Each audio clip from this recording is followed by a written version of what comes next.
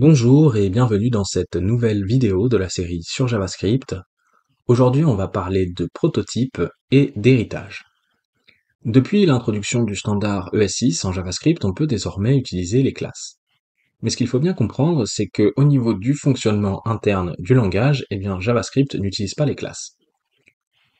Autrement dit, toute cette syntaxe qui permet d'utiliser les classes est juste une manière détournée d'imiter le comportement des autres langages de programmation orientés objets qui utilisent les classes.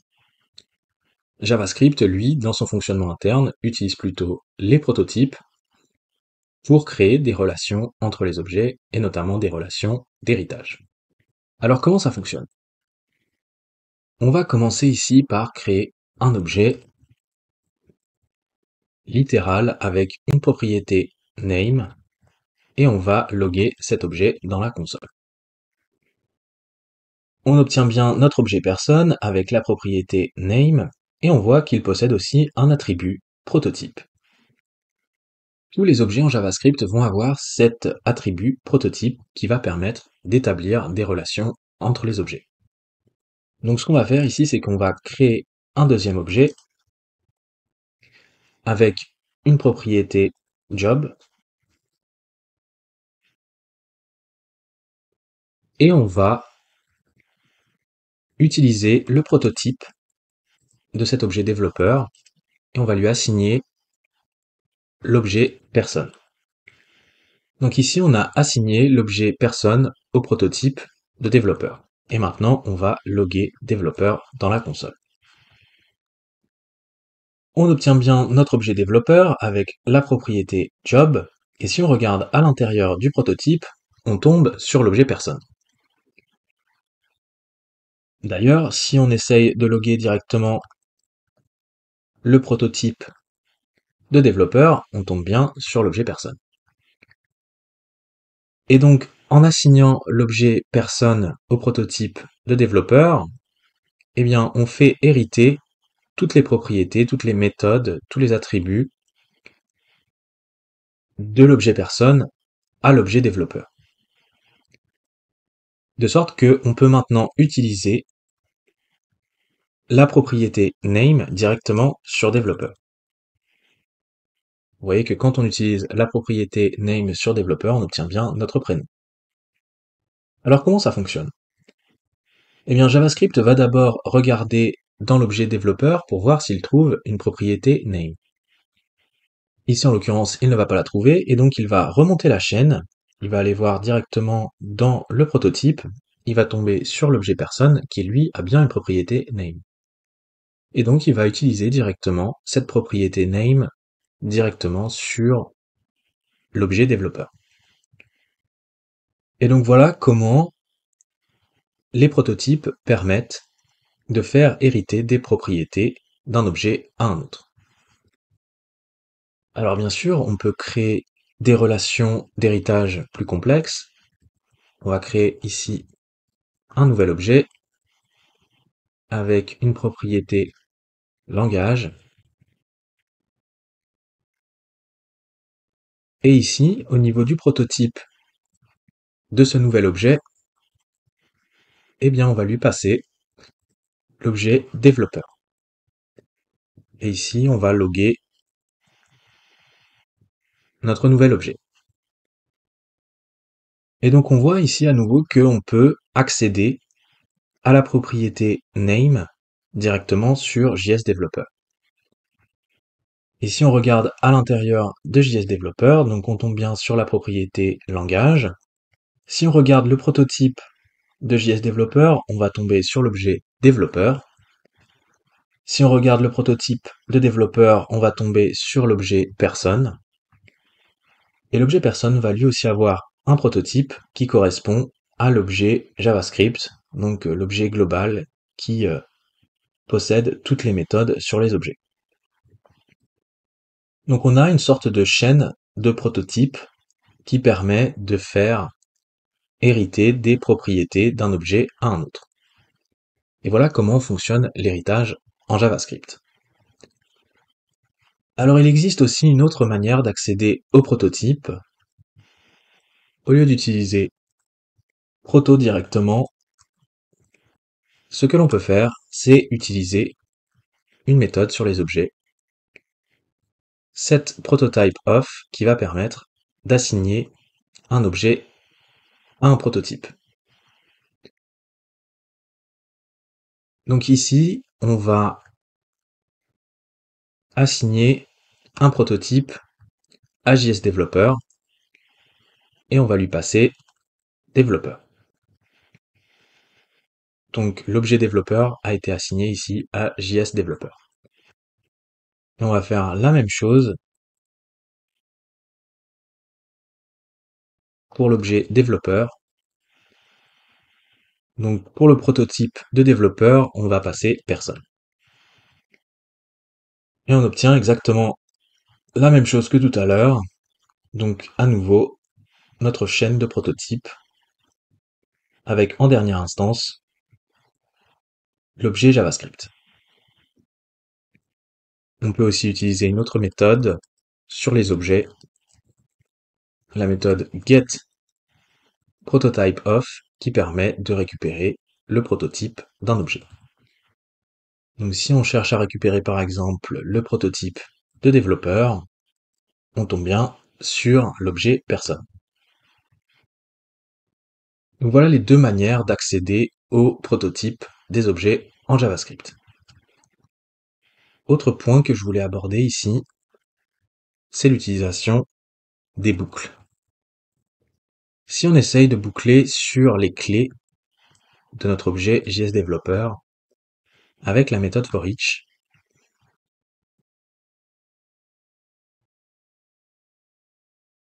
vous voyez que ici on récupère uniquement la propriété de l'objet JSDeveloper. Donc la clé associée à cette propriété. Par contre, si on utilise une boucle for, donc à nouveau sur les clés de l'objet JSDeveloper,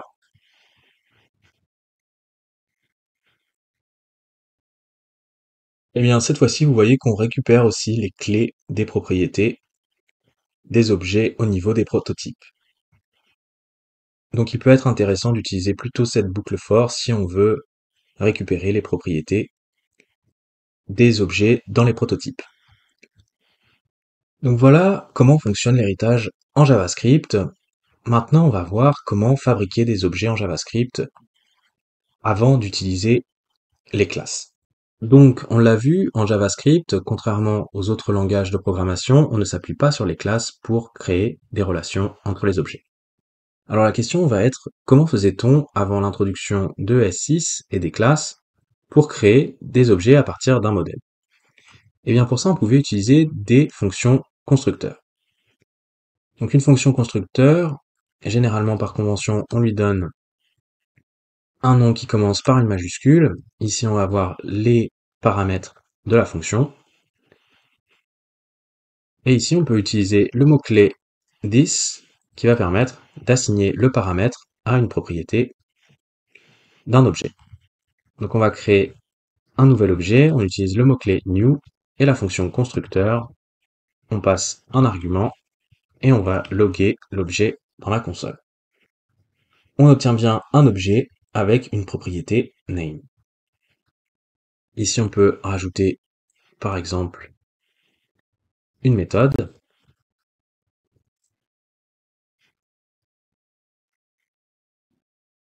qui va permettre de loguer un message.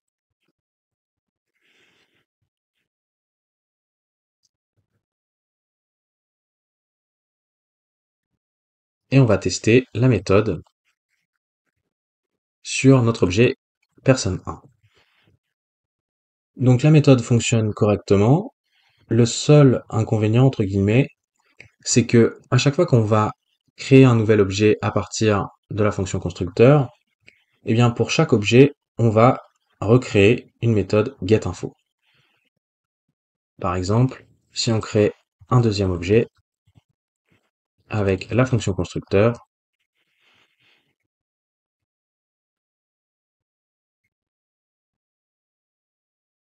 vous voyez que pour chaque objet, on a bien une méthode getInfo. Alors il est un peu dommage de créer à chaque fois une méthode getInfo. Autant pour l'attribut name, ça ne pose pas de problème puisque l'attribut est différent pour chaque objet, mais la méthode, elle, est toujours la même. Alors ce qui pourrait être intéressant, ça serait de mettre cette méthode getInfo dans un objet et de passer cet objet unique dans les prototypes de tous les objets qu'on va créer avec la fonction constructeur. Alors on peut faire ça. La fonction constructeur est en fait un objet comme tout en JavaScript et elle possède une propriété prototype qui va permettre de créer un prototype commun à tous les objets qui vont être instanciés avec cette fonction constructeur. Donc la propriété prototype est elle-même un objet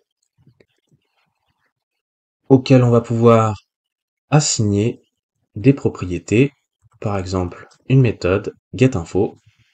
Donc on va récupérer la fonction.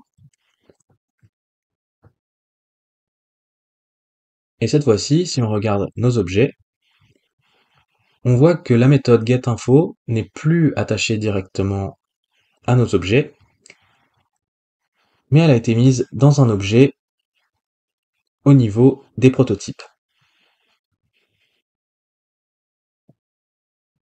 Donc la propriété prototype permet de créer un prototype commun à tous les objets instanciés à partir du constructeur. D'ailleurs, si on log dans la console la propriété prototype de la fonction constructeur, et si on log également le prototype de l'objet personne1, et on va loguer aussi le prototype de l'objet personne2, vous voyez qu'en fait c'est la même chose, il s'agit d'un objet qui contient la méthode getInfo. Donc voilà pour le fonctionnement des constructeurs. Maintenant on va parler de l'héritage. On va reprendre l'exemple de tout à l'heure. On va créer une fonction constructeur qui va permettre de créer des objets développeurs. On va passer ici un paramètre name et on va assigner ce paramètre name à une propriété de nos objets développeurs.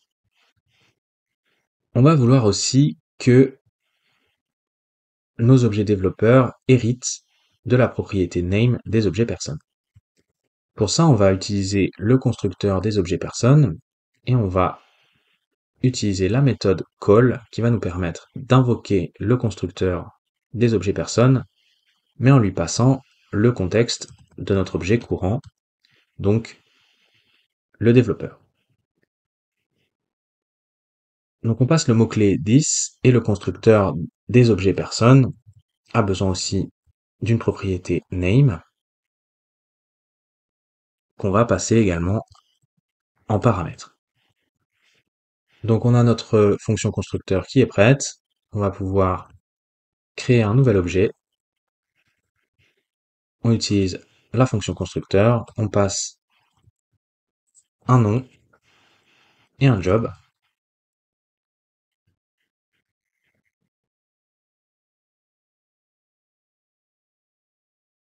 Et on va loguer notre objet dans la console. Et on obtient bien notre objet développeur, donc avec deux propriétés et la propriété name qui a été héritée. Le seul problème ici, c'est que on ne va pas pouvoir utiliser directement la méthode getInfo. Vous voyez que si on essaye d'utiliser la méthode, on a une erreur puisqu'elle n'existe pas. Et si on regarde ici à l'intérieur du prototype, on voit que la méthode n'est pas présente. Donc il va falloir faire comme tout à l'heure, ajouter la méthode au prototype. Donc on va prendre la propriété prototype de la fonction constructeur et on va lui dire que c'est la même que la propriété prototype du constructeur des objets personnes. Et en faisant ça, on voit que maintenant, on a bien notre fonction qui est présente dans les prototypes et la méthode fonctionne correctement. Un dernier petit détail qu'on pourrait modifier ici, on voit que le constructeur est celui des objets personnes. Donc on va pouvoir modifier le constructeur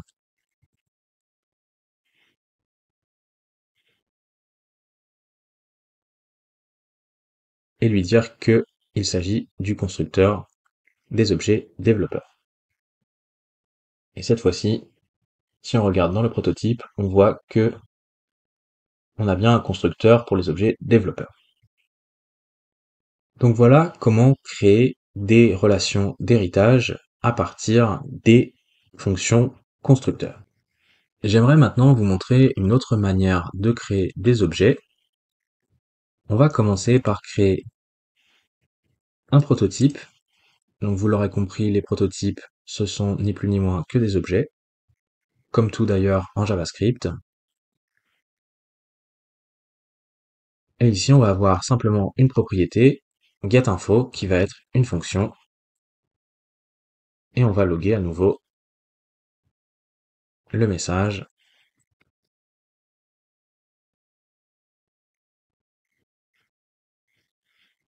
Et maintenant, on va pouvoir créer notre objet. Donc pour ça, on va utiliser la méthode create sur les objets. Et on va passer ici le prototype. Et ensuite, on va loguer notre objet. Et on voit qu'on a un objet vide, et si on regarde à l'intérieur du prototype, on se retrouve avec l'objet qui contient la méthode getInfo. Et donc maintenant, on va pouvoir ajouter des attributs à cet objet. Donc on va lui ajouter un attribut name, et on va lui mettre une valeur, donc comme ceci. Et maintenant, on va pouvoir utiliser notre méthode. Et donc vous voyez que maintenant on a bien notre objet qui a donc un attribut name et au niveau de son prototype une méthode getInfo qui fonctionne correctement. Donc voilà une autre manière de créer des objets en JavaScript et maintenant on va pouvoir parler des classes. Donc comme on l'a évoqué à plusieurs reprises, depuis l'introduction du standard ES6, on peut désormais utiliser une syntaxe de classe pour créer des nouveaux objets. Donc on va créer une classe personne avec un constructeur qui va prendre une propriété name et on va assigner cette propriété name à l'instance de la classe à laquelle on peut faire référence avec le mot-clé this. On va aussi créer une méthode getInfo qui va permettre de loguer un message faisant référence à l'instance de la classe. Et on va créer un nouvel objet en utilisant la classe, donc on instancie la classe avec le mot-clé new. Et ici, au niveau du constructeur, on passe une valeur pour la propriété name. Et on va loguer cet objet dans la console. On obtient bien notre objet avec la propriété name, et si on regarde dans le prototype, on tombe sur la méthode getInfo. Donc cette syntaxe de classe ne correspond pas à des classes véritables comme dans les autres langages de programmation orientée objet. Il s'agit juste d'un ajout syntaxique, mais au niveau du fonctionnement interne, JavaScript, lui, continue d'utiliser l'héritage par prototype. Donc c'est juste une autre manière d'écrire et de présenter l'héritage en JavaScript, mais dans le fonctionnement interne, eh bien, ce sont les prototypes. Alors avec cette syntaxe de classe, on peut également, comme on l'avait fait tout à l'heure avec la fonction constructeur, créer des relations entre les objets. Donc on va créer une autre classe développeur qui va étendre la classe personne. Donc la classe développeur va être une sous-classe de personne. Ici on va avoir un constructeur. On va utiliser le mot-clé super pour invoquer le constructeur de la classe parente qui a besoin de la propriété name. et on va assigner la propriété job à l'instance de la classe. On va créer un nouvel objet développeur à partir de la classe.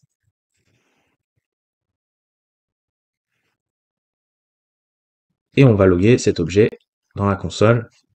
Et on va aussi utiliser la méthode getInfo sur l'objet. Donc vous voyez que tout fonctionne exactement comme avec les fonctions constructeurs, sauf qu'ici on a utilisé la syntaxe de classe. On peut aussi créer des méthodes statiques avec la syntaxe de classe. Donc on va créer une méthode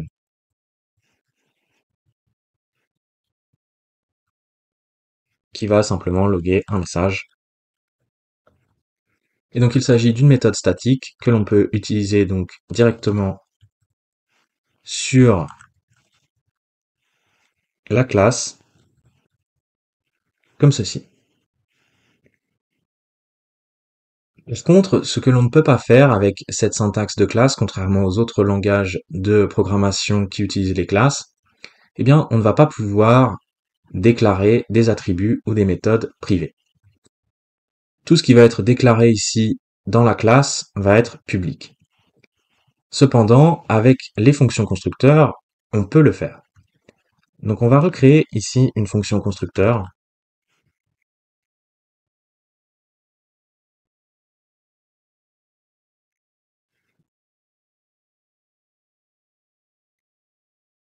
Donc avec les deux propriétés.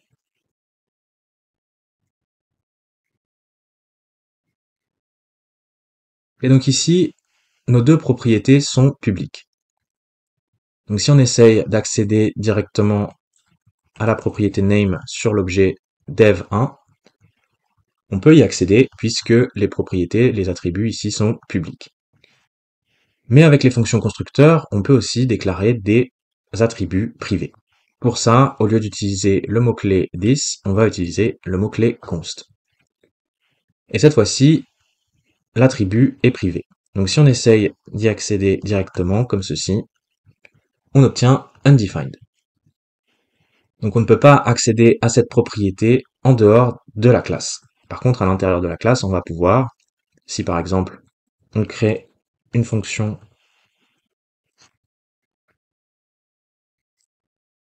donc une méthode publique ici qui utilise la propriété privée.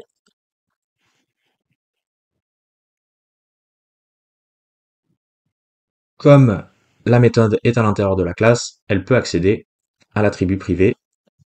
Et ici, si on utilise notre méthode publique, vous voyez qu'elle a bien accès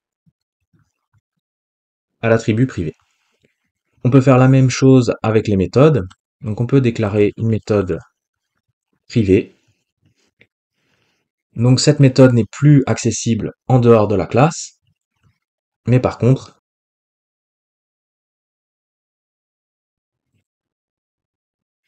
eh bien comme on est à l'intérieur de la classe, on va pouvoir utiliser la méthode privée.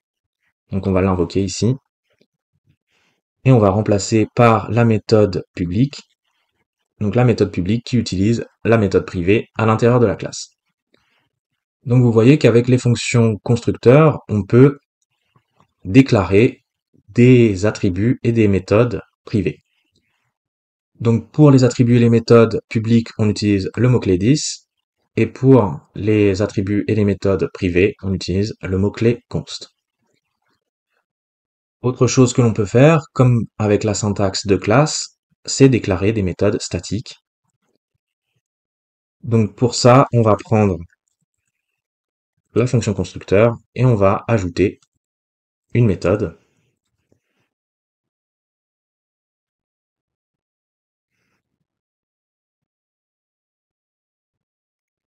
Et donc, on va pouvoir utiliser cette méthode statique donc directement sur la classe développeur comme ceci. Par contre, ce qu'on ne peut pas faire avec la syntaxe de classe, c'est déclarer des attributs statiques, mais on peut le faire avec la fonction constructeur. Donc encore une fois, on prend la fonction constructeur et on va rajouter une propriété langage. Et donc ici, on a déclaré un attribut statique que l'on va pouvoir utiliser. Donc, on utilise directement l'attribut sur la classe développeur, comme ceci. Donc vous voyez qu'il est important de bien connaître la manière traditionnelle de créer des objets en JavaScript, donc avec les fonctions constructeurs, puisque ces fonctions constructeurs offrent plus de possibilités que la syntaxe de classe. Donc avec les fonctions constructeurs, on peut déclarer des variables, des propriétés, des méthodes privées, et on peut aussi créer des attributs statiques, ce que l'on ne peut pas faire avec la syntaxe de classe. Donc voilà, c'est à peu près tout ce que je voulais vous dire sur l'héritage et les prototypes en JavaScript. J'espère que cette vidéo vous aura plu. Si c'est le cas, n'hésitez pas à mettre un commentaire et on se retrouve très bientôt pour la suite de la série sur JavaScript.